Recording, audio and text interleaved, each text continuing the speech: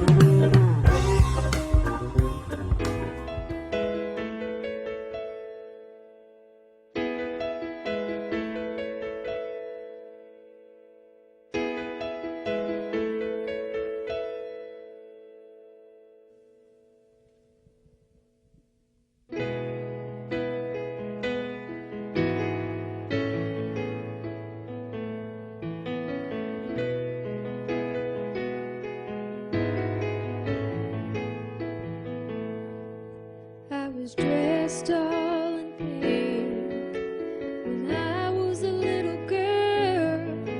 Felt soft and yet so delicate, with ribbons in my curls. Now when I wear pink, I feel so differently. Ribbons are now pinned on my shirt since the day I was knocked to my knees. Is not the color that is mute and marred. It stands for the thousands fighting for their lives.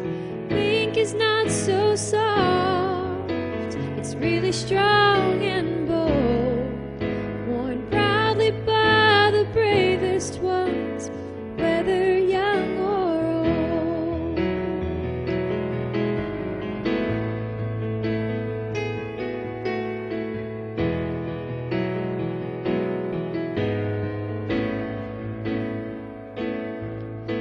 myself off the ground, dusted the shock off my sleeve, and looked in the eyes of my family. I had to beat this disease, and it came with both guns blazing, but I came back with more. Seeing pink never let me forget just what I'm fighting for.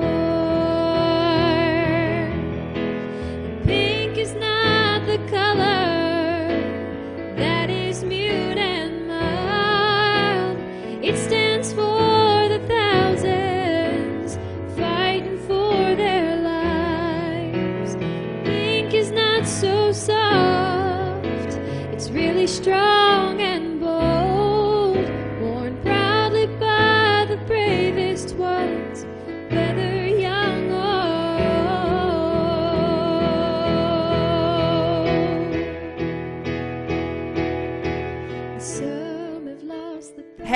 Hey, Detroit and the surrounding areas and everyone around the country, even my son that I adopted in Africa. Thank you for tuning into the Real Black Coffee, No Sugar, No Cream, Straight Talk with Valerie, and we're bringing it straight from the heart today. You know that October is Breast Cancer Awareness Month, and so we're going to have several testimonies and stories shared, new initiatives, and things of that nature. But first, I want to start out with my story. A lot of you didn't know that I had a breast cancer scare. Last November, I went in for my annual mammogram, and about a week later, I got a call that said, report to the cancer center at University of Michigan. And that's all. Nothing more. And I'm like, whoa, wait a minute. Report to the cancer center for what? Oh, ma'am, I'm just the scheduler, so, I don't have any more information, but I know that I need to schedule you to come to the Rogel Cancer Center. Well, you need to find somebody with some information, ma'am.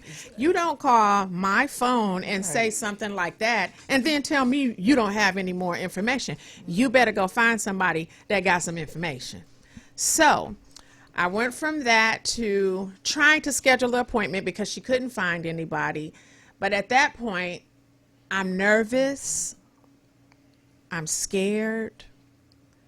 It seemed like my life flashed before my eyes. I could have cared less about survivor stories and survival rates and stuff. At that moment, it was about, I need to know about me and what's going on with me. So when I called, they were like, oh, well, we can get you in like February. Oh, no, you won't. February when? Next year?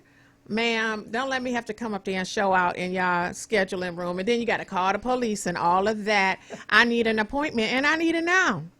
So I had to go through all of those emotions. They finally got me in sooner. When I got there, they told me they saw a mass in my left breast and that they wanted to do a sonogram. Okay, we'll do that. So we did it. Oh, well, we didn't see what we wanted to see. What was you trying to see? Okay, well, we need to schedule you for a 3D mammogram. Okay, so now a few more weeks go by. I go for that. Oh, we still didn't see what we wanted to see, so I think we should do a biopsy. Go in for that. Now, that was a horrendous process to lay there and then you're awake. They don't give you anything. So you're awake. They numb the breast or whatever. And then they go in with this little tool and all you hear is all this clicking, click, click, click, click, like Edward Scissorhands. But that's the device, I guess, going in, trying to get the tissue sample. They came back and said, oh, we didn't get enough tissue. What? Okay, now y'all playing with me. So I got mad. I was like, look, I'll go to your IRB or something like that. For this to be the University of Michigan and a teaching hospital, I don't understand why everything you come back and tell me is inconclusive, but don't worry. I'm worried. If I had Medicaid, you wouldn't be doing all of these tests. But I got the Cadillac of insurance, so now you're trying to burn it. You better treat me like a Medicaid patient and get to the bottom of what's going on here. You just keep billing my insurance, billing my insurance, billing my insurance. I'm not getting no damn answers. You bet. I started going in on them. So finally, I got a chance to talk to the specialist. And he said, our pathology report came back and you have atypical apocrine adenosis. Okay. And what is that, sir? So it's like a small tumor that was inside of my breast. And it was very, very rare. So he gave me a choice. We can do surgery or we can watch it and see how it grows. And when it grows enough, we'll take action. Excuse me, I don't want nothing growing on me that's not supposed to be there. And just the simple fact that they were willing to pay for a mammogram and all of these tests every 3 months let me know that whatever it was could have been pretty aggressive, because why do you need to see it? If they would have said, well, we're going to monitor you yearly when you come in for your mammogram, that would have put me in a different frame of mind. But because you want me to come in on these irregular intervals, it's like, well, what are you trying to watch? So I opted for the surgery. And I picked an Asian surgeon. They had multiple. They want to assign you. And that's another thing. People, stop acting like you don't have a choice when it comes to your body and health care. You have a choice. You don't have to take what they say. I told them I couldn't find any black surgeons that did this type of surgery within your cancer center that would have availability. So I picked a little Asian man, and he came into the room, and the first thing I said after he told me about my diagnosis, I said, so I'm very well aware of it. I've done my research. I still want to proceed with the removal of it. But are you a racist? And he said, oh, what do you mean? I said, are you a racist? I don't understand what that has to do with anything. I said, sir, that has a lot to do with everything. Because this is a routine procedure. seasoned gentleman, so I know you've done this hundreds of times. I know you're qualified. That's not my concern.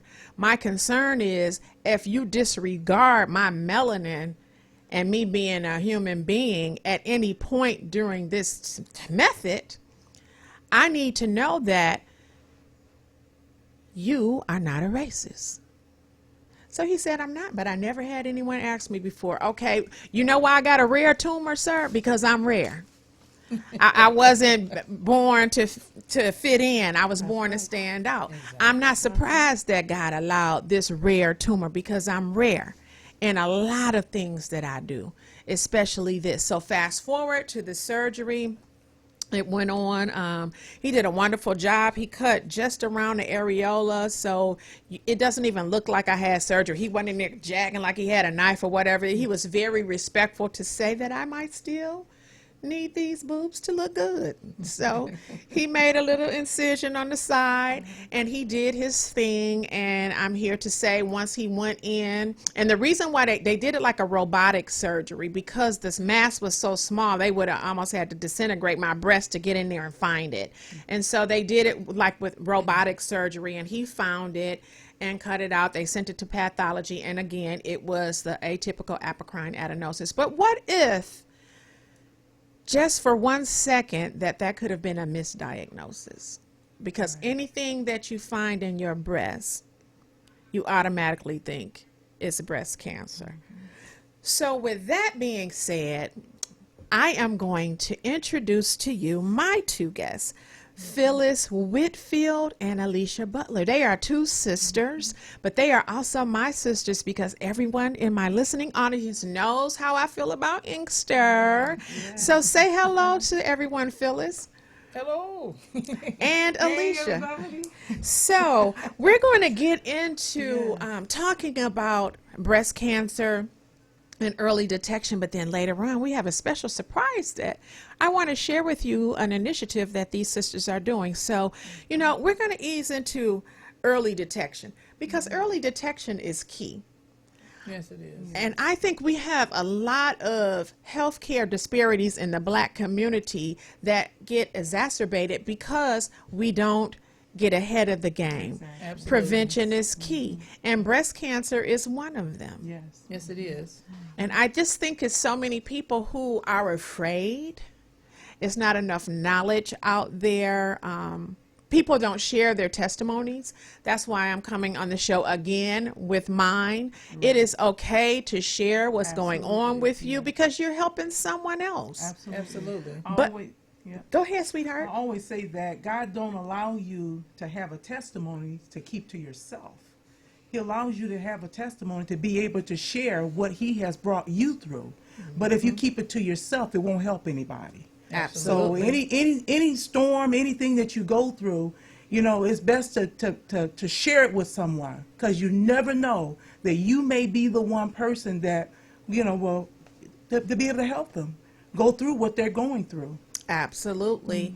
I think we need to do that more, especially our men. I think as women we do. Yeah. I do feel that the church can do a better job of making it a place where people will become comfortable to come and say that.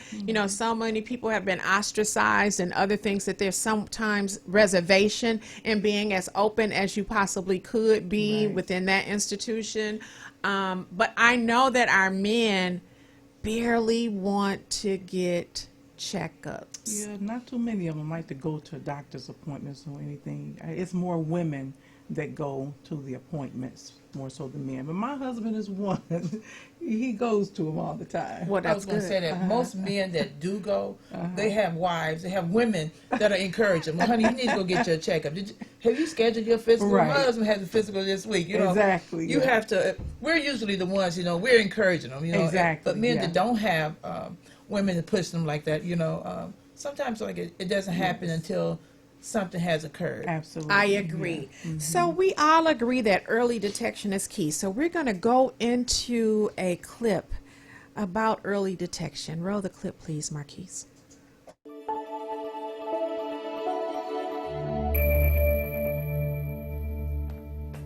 Hello, I'm Dr. Susan Love, the Chief Visionary Officer of the Dr. Susan Love Research Foundation.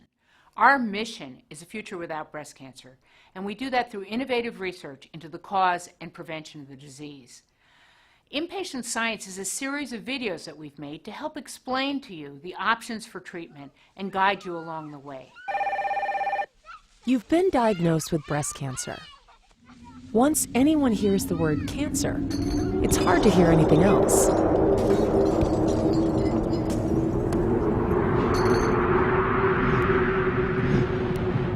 The first thing you need to do is to take a deep breath.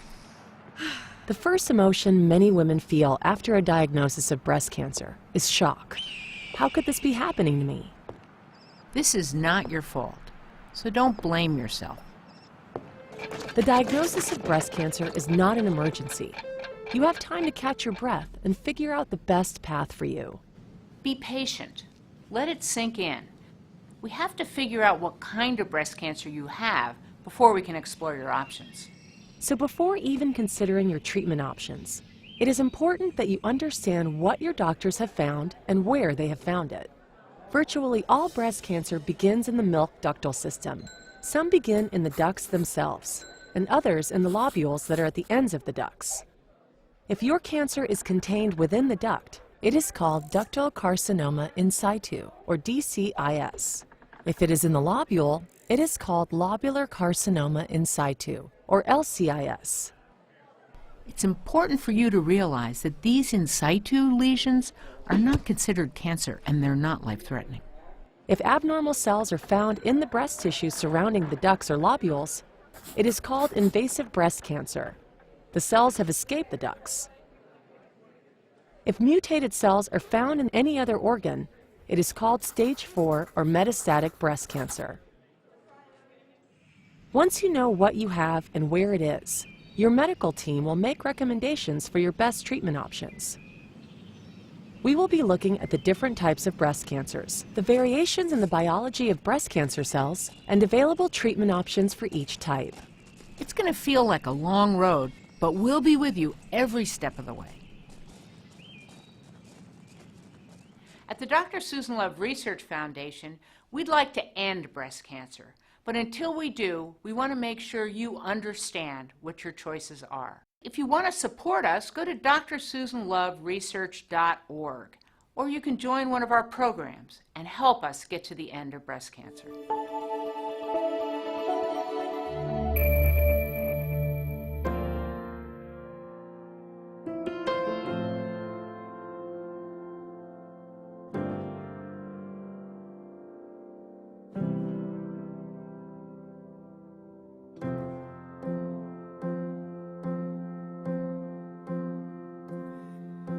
Cancer has a way of changing the plans you make. When the world comes crashing down, standing at the kitchen sink, suddenly the sunshine doesn't shine so bright, 'cause a doctor's diagnosis turned off all the light. Cancer has a way changing your priorities. When the love you took for granted, now you're begging God won't leave. What you never made the time for is now what matters most. Walking through the front door more often than you go. Cancer has a way. So, I just wanted that clip to play because we need the education. We need to understand the cause of breast cancer, the different types of breast cancer, because you can easily be misdiagnosed. Yeah. And during that break, I was talking with Phyliss and Alisha about that. So could you repeat what you were saying when you said that, you know, some people are misdiagnosed, and kind of what goes on with that, and that you're afraid when you first get that diagnosis? Exactly. I went in for a mammogram, and they called me back, and the same thing with my sister. She had the same experience. We went in, but, we're sisters. And so, just like you share bloodline, you have similarities, but we have density in our breast, so we both had the exact same thing. They called us back for a second time. You get that call, want you to come back, and like, oh my God, you know. And then I went back. Then they said, well, we want to do a biopsy. So now I'm like, oh my God, you know, you know. And so you are afraid, you know. But you know, you just have to go through the process, you know. Exactly. And even though I was afraid, you know, I'm glad I went through it, you know. And now when the doctors, when they, you know, because now that was my very first one. But now when they look at my records, they know, oh, okay, well, she had breast density, you know what I'm saying? And because, you know, but it's on record, you know, and you have to take the initiative. You have to go and get those tests done, you know, so that there is a record, so they can look, like, this has changed from last year, you know. But I'm glad I did it, you know, and it worked out well. Yes, it did. Yes. Well, I have a bionic breast. It's a radioactive marker still in my breast so that they could see, like you said, from last year that I had this mass there. There's a marker there so that they can identify that, and then I don't have to go through all of that again. Right. Being a former scientist, I still felt so much fear, and then in the end, anger, because again, I felt like University of Michigan could have said, hey, you had an abnormal mammogram, at least watch this video, right? And the video could have said, well, since you had an abnormal mammogram, the next process will be a 3D mammogram. If we don't see anything, then a sonogram, then a biopsy, and then we'll get to our final result. You strung me along for months. Right. You're a teaching hospital. You're supposed to be one of the top-notch teaching medicinal facilities in this country. Yes. And you don't even have a video link or something that you could have sent me to explain what your process was, what your protocol was. You just want to string me along. If I wasn't strong, you would have had me with a mental health condition. That's right. Exactly. You know, that's how it feels when you don't even have to, you hear the C word and you just want to fall out. I fell out.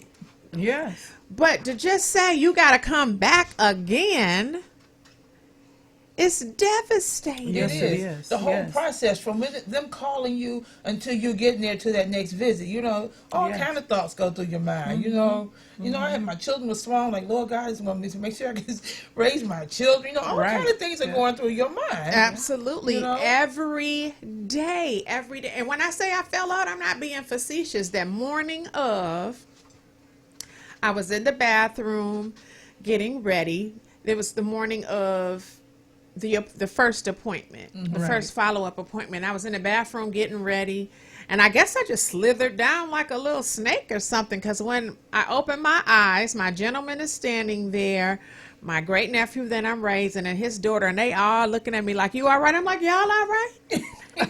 I didn't even know, because I got a smart mouth. I'm like, y'all all right? Why y'all standing in here in my damn business? Right. You know, whatever. They was like, because you fell out. And I looked around, and sure enough, I was on the floor. Wow. No recollection of it.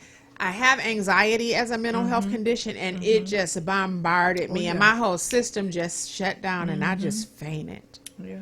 But I got on up. He was like, well, you sure you want to go? Yep. Who wants to wait another second of this? Exactly. I've waited so long for this day. I'm ready to go get some answers. The people who were my lab technicians and things, they were very nice. They explained everything. Okay, we're going to clean the breast down, and then we're going to numb it. And you shouldn't feel much more after that. If you do, let us know. And by the time they were inside and started the biopsy, I didn't know they were doing anything. I said, what's that clicking noise? They said, oh, we're inside. We're getting the tissue now. I had no idea. So they numbed me up really well and did a great job when it came to that. I just wish that when I was asking my questions, they would have gotten answered. And then I would have understood the process. I don't feel like they should have just a scheduler calling you to schedule an appointment of this nature and you can't get any questions answered. Why am I going from just my general practitioner's office to the Rogale Cancer Center at the hospital and nobody can tell me why? Unacceptable. Yeah, I believe that's unacceptable as well. It is. No. Now my doctor called me himself, you know, and I appreciated that, you know. But because I couldn't imagine how that felt, you know. You automatically in your mind, something's going like, well, something's wrong, you know. Something isn't right, you know. Exactly. Yeah, it was horrific, and I bet you they're gonna change it now. They got the right one. I was like, pretty sure they are. okay, I will go all the way to the head of this hospital. Like, you are going to get this together. It's important. You should Right. send out literature at least, or Yes. something like that. I was in between doctors, so my new primary care physician, him and I hadn't built that relationship yet. But one thing he did do, he looked and said, well, you have anxiety. I'm going to give you something for that on the day of the procedure so that you won't be all wound up and stuff like that. And so that really worked. Let's go back to one thing we said in the previous segment when we were talking about men. And Phyliss was saying, yes, you know, most of the time a woman gets behind a man and say, hey, you need to get this checked and you need to get that checked. Men. Yeah. If you don't have a good woman behind you to pressure you to get your checkups, do it on your own. Absolutely. Oh, yes, yes. 1 out of every 100 men is susceptible to breast cancer. Again, I say 1 out of every 100 men is susceptible to breast cancer. Yes. And I'll be the first to admit my ignorance when it came to cancer and how it develops and spreads, because my biological father has prostate cancer. So in my mind, I'm like, well, I don't have a prostate, so I don't have to worry about that. You know, and my doctor was like, this was 20 years ago, and he was like, oh, yes, you do. Oh, yeah. You know, it'll just manifest in other areas and things of that nature. So men, they need to get checked. Yes, they do. They need to be aware. And I think more awareness needs to be centered around men with our media coverage, programs, and everything else. We already have the women in check. But the men, we need them to know that they are susceptible too. So, Marquise, can you run this clip for me? We're going to hear from a male breast cancer survivor. I was just getting a routine, my annual physical, and I noticed that there was a bump on my chest that I had my physician take a look at. At that point, she recommended that I go to imaging to get it checked out and have an ultrasound. When they made the appointment, it was for an ultrasound. When I arrived, they said, you know, we're doing a mammogram. And so I'm like, that's not really what I came for. But ultimately, they did the mammogram, and then in that same day, they had to go back and do the ultrasound anyway. So I got all the full meal deal. Now, 6 months prior, my niece was diagnosed with breast cancer while she was pregnant. And so as a family, we bonded together to support her and all that. So, of course, I did have concerns right off, but I tried to tell myself it's nothing, won't be a big deal. So shortly after my imaging results, I was called by Baylor Scott and White, one of the nurses, to schedule a biopsy. It was tough at first, you know, to have them let you know, hey, this is cancerous and we need to do something about it. My initial reaction to it being breast cancer was pretty much, I've never known any man with breast cancer. So it's like I hit the wrong lotto. And, you know, breast cancer, wow. So I found out that it was a real thing. It does occur. Facing the reality of it was one of the tougher times in the whole situation for me, because I didn't know what was next. I finally came to Baylor and I had a sit down and meet with the doctor, my wife and I. That is when the whole thing was kind of broken down to me. And she did a great job of explaining exactly where I was at. And after that, I was actually given options of how I wanted to proceed with my care going forward. I chose to go the double mastectomy route because it was such a lower rate of return for the cancer. And the last thing I wanted to do was come back and go through it again. And once the tumor was removed, they sent the tumor off to be tested. And an interesting thing is that my breast cancer results came back exactly like my niece's. Because of the test results, chemotherapy was recommended that I would have to go through some treatments. And once again, I said, okay, and my wife boo-hooed. Made an appointment to have a port inserted. That is how they administered the chemotherapy. Final outcome for me was to be able to ring the bell. I fought really hard to get to that point. And really my inspiration for that was my niece that I spoke about earlier. She actually had a single mastectomy while pregnant. She had a healthy baby boy, and she proceeded and completed all of her treatment and was able to ring the bell. And she's doing great. She just laid the foundation for how to go through something like this, and it's made me a stronger person. Breast cancer, for me, it's had not only a negative effect in a sense, but a positive effect on my life. And I say that because you don't realize sometimes the support that you have until you need it. My support staff, or team as I call them, unreplaceable. Did everything mentally and physically that they could for me when I needed them. I have a beautiful wife, 2 beautiful kids, and a huge family that loves me, and I love them. So at this point, a year later, I am 100% sure that Baylor Scott & White was the best solution for me. It was the best care that I could have chosen throughout this process. I came to the right place. I've met some great people, some people that have impacted my life, and I hope that Breast cancer just doesn't affect women, because Angie on Facebook has said, it's a great idea, we love it, of course. I hope the same is going to be done for men. And Claire said, great idea, but don't forget that men get breast cancer too. Quite right to tell us that, of course. So we thought... Absolutely. You know, I was thinking to myself, and I remember we were talking about this, and I said, well, if you're a man, do you check in the same way?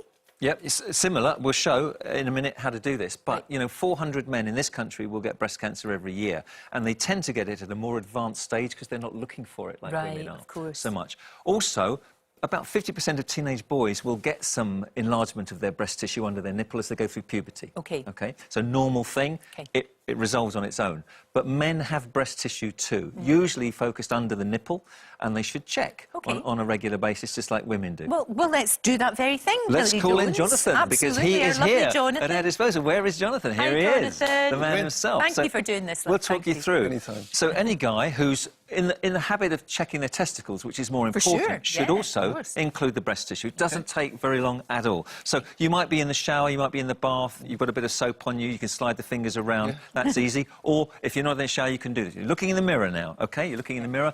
Look for any asymmetry of the breasts. Has anything changed since last time? Look at the nipple. Is there any rash around the nipple? Is there any discharge? Anything that you've not noticed before? So you've done the visual inspection. OK. Now, since you're right-handed, Jonathan, I'm going to ask you to raise your left hand, put it behind you, put your hand behind your head.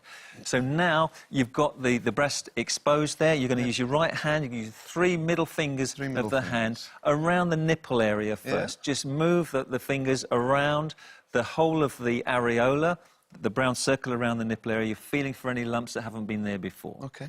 And then expand the search to the various quarters, the different quarters of the breast. So inner, upper, just feel around there, and then go down to the, that's it, to the bottom there, then across, and then up towards the top, and then into the armpit. There we go. And then finally, just pinch the nipple with a thumb and forefinger, see if there's any oozing, look for any rash.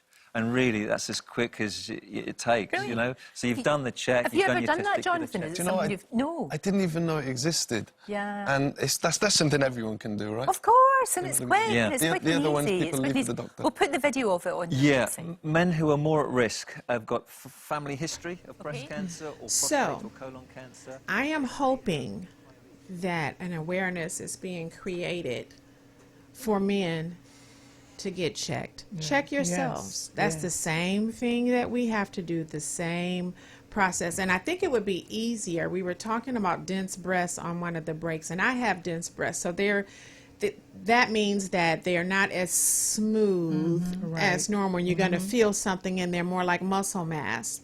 But with a man, you don't have all of this extra that you got to get through to feel if there's a lump there. So it's a lot easier for you to detect it. And like the guy was saying, men, it's more aggressive in them and they have more fatalities because you're not looking for it. It's easier for you to find it than it is for us to find it. Because again, you don't have all this extra tissue and mass or whatever that you're searching for. You know, you go right to it and do it. So please make sure that you check yourselves. Yes. Each one reach one by saying that men get breast cancer too. You are not immune from getting it. You can get it, and early detection is key, as well as awareness. So, speaking of awareness, we always hear about the Susan Komen breast cancer walk and various breast cancer walks around the country.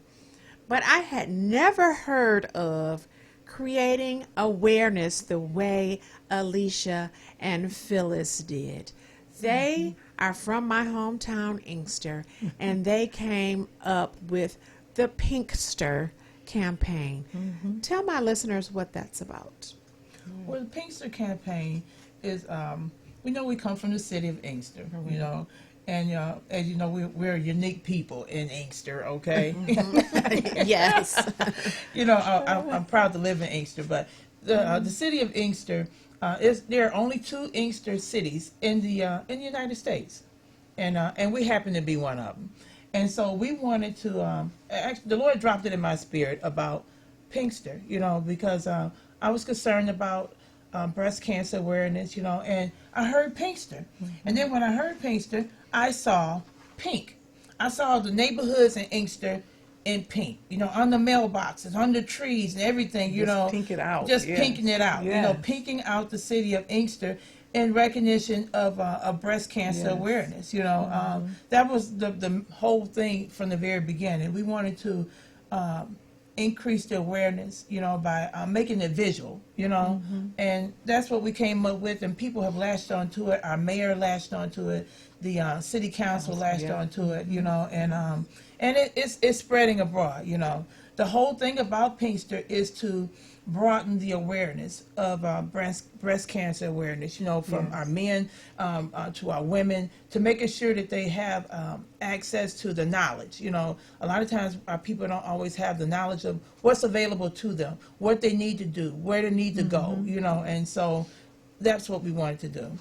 And it's my understanding that there was a proclamation to declare the month of October. Yes, we declared the month of October that Inkster is no longer Inkster. We are Pinkster. That's right. That's right. Yes. So, Alisha, how did you feel about them embracing your Pinkster concept and going through the motions that they are even going to declare that month of October Pinkster? How did you feel in that moment? I love it. I love it. I've been bringing it up to a lot of people about the Pinkster and everything, and so many people are so excited about it. Even just my neighbors. My neighbors, they all have their pink bows, they pink ribbons on the trees. They have we have a flag with the Pinkster. We made a Pinkster flag to put on the mailboxes. But we've been encouraging people because it wasn't about selling a bunch of product or anything like that. We wanted to make sure that we all just participated, you know, for breast cancer awareness. So we've been telling people, you know, go and buy a scarf and put it on your mailbox. And I told people, go to the dollar store and get you a tablecloth. Get you the long tablecloth, cut it up, and tie you a bow on your front door. Put a ribbon around your tree, you know. We just want to get everybody involved. I've been going out, just, you know, I get in my car and I'll just go and knock on the door, or I go to a business in Inkster and let them know what's going on. And I have ribbons just personally just go and ask them, can I put this on your door? And I'll let them know exactly what it's for and everything. It's just really just unifying Inkster. Everybody coming together and supporting breast cancer. But it starts up a conversation. Because first thing someone, well, why is all this pink? What's this pink on the mailbox? Why everybody down here got pink on their trees? You know, but it brings up the conversation that we want everyone to be having, not just in the month of October, but year round. Absolutely, you know, when you were speaking earlier about the men, you know, I thought about it, you know, because I always ask my husband, honey, did you get your prostate checked? You know, I have never asked my husband, honey, you know, did you check for breast cancer, you know, and it never crossed my mind. And I'm like, wow. I mean, that was important, but it's the conversation. When you have the conversation, when you have the information, now we can take it, because I'll be asking him that from now on. You know what I'm Exactly. saying? But we haven't had the conversation. It's not anything that is even broadcast in the No. masses to No, it's say not. men need to get checked.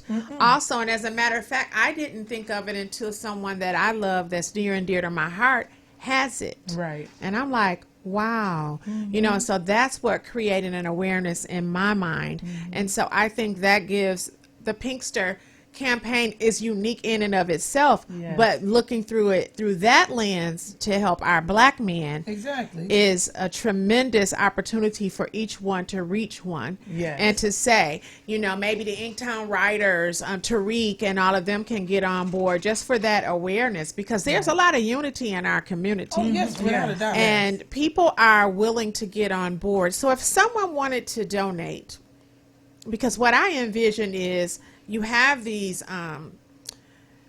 pre-made ribbons, and maybe they say Pinkster on it or whatever, and then there could be some uniformity around the city with Right, the campaign. yes. If someone wanted to donate to you or make that happen, how can they? Well, actually, with the Pinkster campaign, we have it just went so quick. Yes, it you know did. that people had put money in our hands for product. We weren't trying to sell any product, but you know, I Yes. put a flag up and they said, "Well, hey, I want one." You know, so okay, so people that have bought things from us, we're taking that money and we're taking it and donating it to Sistas Network. There's 2 divisions in our area.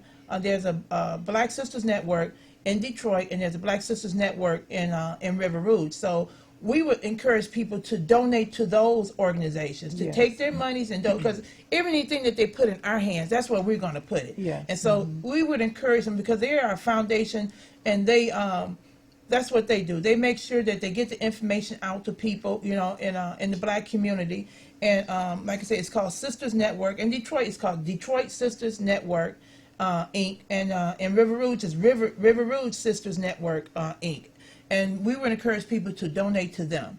And what is their purpose? Are they strictly for breast They're cancer? for breast cancer survivors, and they focus on getting out information, because they're going to be at our event at the end of the month, but they're going to be there. They're focused on giving information to people, you know, to make sure that they have the information that's available to them, you know, to equip them, you know, to be what I would call it, proactive and not reactive. And that's Right. the key to it. We want to be proactive and not reactive. I understand.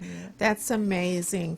So, Marquise, let's go into this next musical clip. You have been listening to the Real Black Coffee, No Sugar, No Cream, Straight Talk, and I have with me Phyliss and Alisha, who started the Pinkster campaign in my hometown, the City of Inkster. We'll be right back.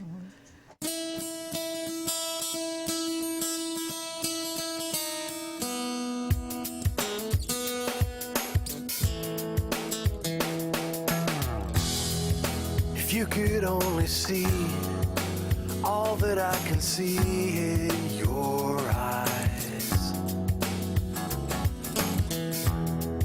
and what you're gonna be is all what you believe in, don't you realize? Well, it don't bother me at all. I keep banging on this wall till it starts giving. And all the doubt that's in your mind, well, just leave it all behind and go. Hold on, hold on. I can feel it getting better. Hold on, hold on, and be strong.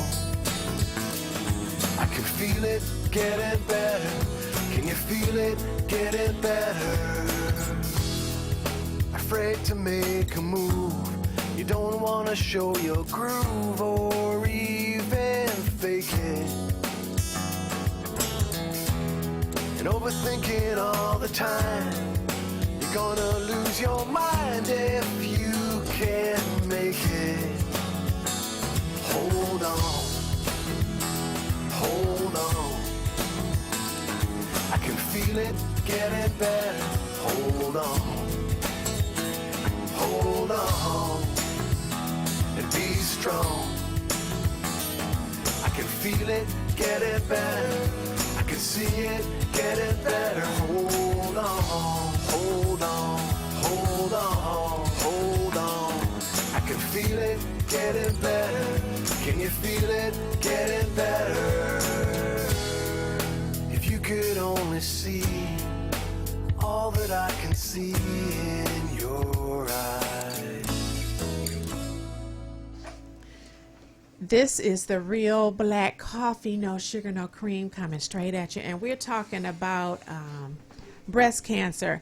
And you know me, I like to keep it real, and I was going to play Johnny Guitar Watson, I want to ta-ta you.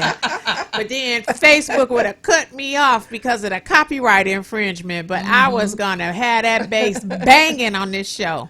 But instead, we had some other breast cancer songs that were royalty free. But all in all, the message is out. Get yourself checked. Yes. Men, yes. get yourself checked. Check yourself in the shower. There was an illustration here on the show. You can look at the replay, but it's just important. Early detection is key. And as a part of early detection and awareness, we have Alisha and her sister Phyliss that came up with the Pinkster campaign. And so, in addition to getting a proclamation in the City of Inkster passed to declare October as Breast Cancer Awareness Month and pink out the city, they have an event coming up.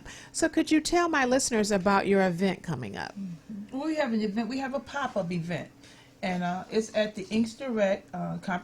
Inkster Rec. The Dozier? Yeah, Dozier. Yeah, on Middle Belt, and we have vendors coming in. But most important is we have a lot of different nonprofit organizations that are coming in to provide information for breast cancer awareness, to provide them with what they need to do, where they need to go, things that are available to people that they don't even know that are available to them. So we have different organizations that are going to come. We have Western Wayne Family Health going to be there. Detroit Wayne Integrated Health is going to be there. Oak Street Health is going to be there.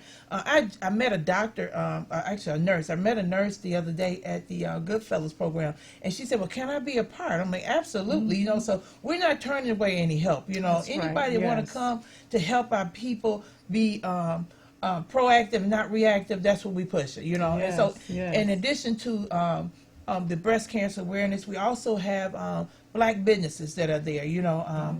We have people, we got soul food, we got we have got- hibachi, we got have hibachi, we got all kind of sliders, stuff, you jam know. on it, People that do jewelry, you know, we Yes. have a lot of black businesses, you know, and we're just Yes. uniting together, you know. That's the whole Exactly, point of, you know, yes. we're the United Sisters, and we believe, you know, in you know, the acronym TEAM, TAME, TEAM, you know, together everyone achieve more. Exactly, That's our yes, concept. That's what we believe, you know. So this event will take place on what day? On the 29th. Okay, go ahead. October 29th, and that's going to be at the Inkster Complex. That's 2025 Metal Belt Road, Inkster, Michigan. From 1 to 5. From 1 to 5. And like I say, it's October 29th. And like she said, wear your pink. When you come out, wear your pink.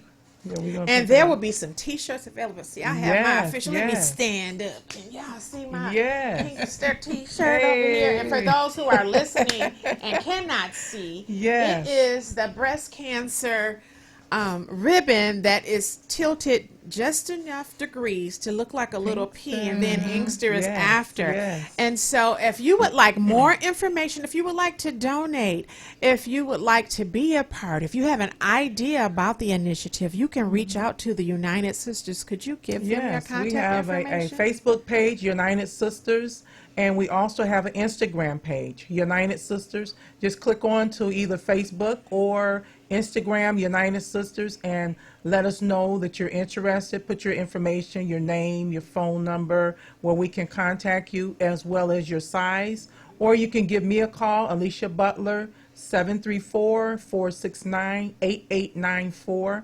And just Or get you on Facebook. or either you can catch me on Facebook, Alisha Butler, 734-469-8894, or reach me on Facebook as well, and we'll be able to accommodate you with your shirts, or if you want a flag. Our shirts are $25, and the flag for the mailbox is $5. But we're So- not United Sisters, TERS. Sisters. It's Sistas. It is with a TAHS. United Sisters. Yeah. Yeah, United Sistas. Yeah, please use your Ebonic spelling when you're Exactly. looking this up. Exactly. And you will find them. Is there a certain logo or something that would appear with it? No, you might see you might see both of us. We have a picture of us. We had our birthday pictures. Yeah, we had our birthday Two in the big girls. poofy skirts. One of us has on a pink one, and the other one has on a Yeah. black one. And we're standing on some steps. You know, That's right, Two yeah. beautiful black sisters. That's Let's look right. at that, okay? Yeah. Okay, so we have United Sistas. That's right. You know how Suge was saying sisters. That's Exactly. right. Like that, not sister. Exactly, Okay, sister. they made that plain. Yes. So, it was my honor and privilege to have you. I'm going to give a shout out to Crystal Barnes Linton. Absolutely. amen. She's Yes, always connecting people and just have such a Yes. heart for the city of Inkster. I went to kindergarten with Crystal. Wow. And so we went back that far, and Yes. then came full circle when I came back home to start doing programming in the city of Inkster. So we Okay. have a harm reduction program where we Alright. pass out clean supplies and syringes. The city changed the ordinance to allow the operation of that program. And we're also in Denby at the Envision Center every Tuesday with our children, doing problem ID and referral, life skills enhancements, just giving them some positive role models over there in Denby. Yes. So it's just good to be home. I am not living in Inkster at this time. My mom is still there, but my heart and soul is with my town. I'm very defensive about it, so I might have to tell you when you get to talking, sometimes. Absolutely. But, all in all, good people come from the city of Inkster. Yes. Great things happen in the city of Inkster, and the United Sisters event at the end of this month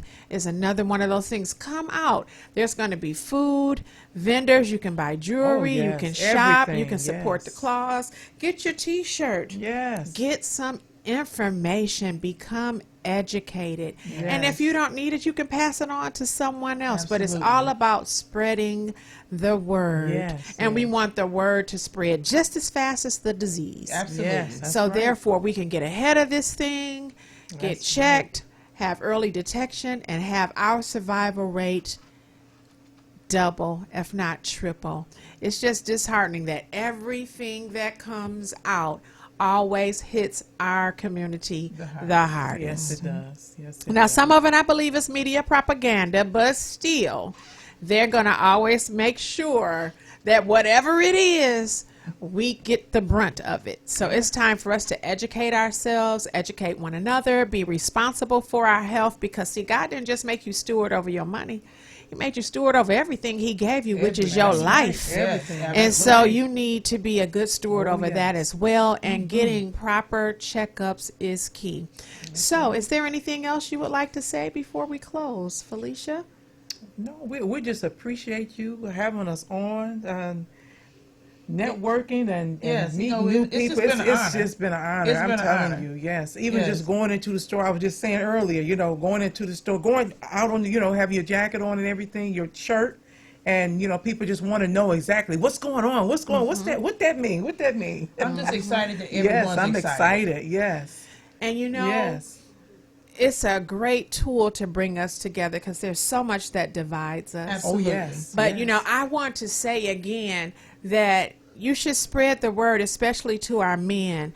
Don't wait until it happens to you and it strikes your family to Exactly. be educated, to be concerned, and to make other people aware. That's right. Phyliss and I were talking earlier that it's no longer 6 degrees of separation. We sat in a lobby, and I hadn't met her before today, but I know plenty of people that she knows. Yeah. So it's not even 6 degrees of separation anymore. It's more like 2 or 3. It was just me, her, and her husband. It wasn't 6 of us talking. It was 3. Exactly. Right? Yes. And so in some of these conversations that we're having with one another, ask, have you had your breast examination? Especially a man. He might look at you strange, but it's so important. Yes, It is so important. So with We're that gonna be being checking our said, men out tonight. okay, well, we getting started already. I guess I'll check mine too. It's like, raise your right hand. Exactly. I yes. just told her when we saw the video of the guy staying, I said, "No, watch, both of them gonna be in the bathroom tonight doing the same." But But that's good though, and Yes, that's yes, where it it is. begins though, because we never know. That's so right. That's right. United Sisters, I want to thank you, Bless you, for bless taking you, the yes. time coming on the show. Yes. If you're not doing anything, that's the 29th, correct? That's right. October 29th. 29th. And even if you are doing something, swing by. Yeah, come on by. The come on Dozier by. on Yeah. Middle Belt and Inkster, and support this wonderful Yes, initiative. yes. And with that, we are going to prepare to close the show out, as I do every week. I am the real black coffee, no sugar, no cream. I'm not here to try to spill any tea or make you feel dazed like you drank a shot of cheap liquor. I'm here to assimilate strong and powerful words and dialogue that make you see things from another perspective, mine. And with that being said, we're out of here. See you next week. We're going to have the Wrongful Conviction Show to close out the month of October and prepare for our annual Wrongful Conviction Summit that is done by Trisha Duckworth and Survivor Speaks. And we're out of here. So long.